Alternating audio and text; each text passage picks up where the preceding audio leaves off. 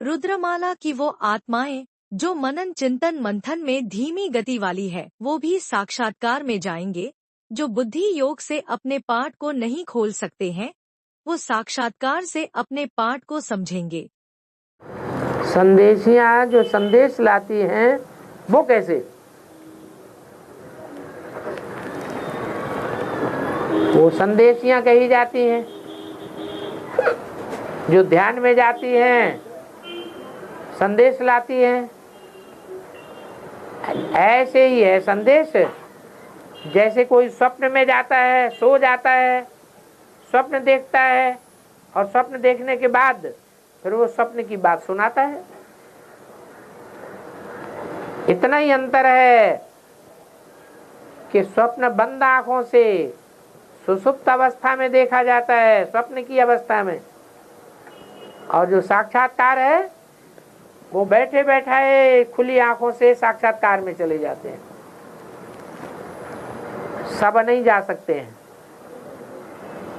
जिन आत्माओं में पवित्रता के वाइब्रेशन ज्यादा होते हैं जन्म जन्मांतर के, वो ही आत्माएं साक्षात्कार में जा सकती हैं। दूसरी आत्माएं साक्षात्कार में नहीं जा सकती।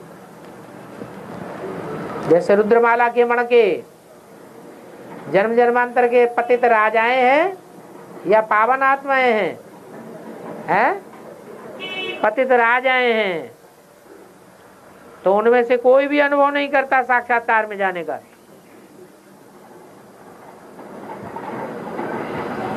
क्योंकि बुद्धि पतित है। पतित कर्म में बुद्धि ज्यादा याद लगी रहती है।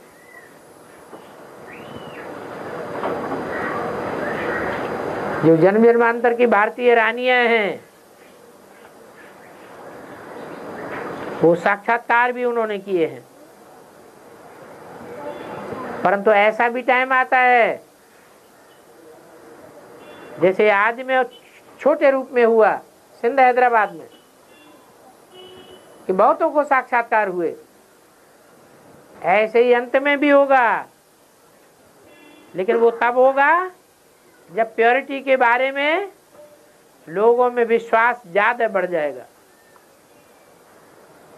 तो हो सकता है कि रुद्रमाला की वो आत्माएं जो मनन चिंतन मंथन में धीमी गति वाली हैं, वो भी साक्षात्कार में जाने लगे, और साक्षात्कार में अपने बुद्धियोग के जो पार्ट खुलने की बात है, उस बुद्धियोग से अपने पार्ट को जो नहीं खोल सकती हैं, वो साक्षात्कार में अपने पार्ट को समझ लें।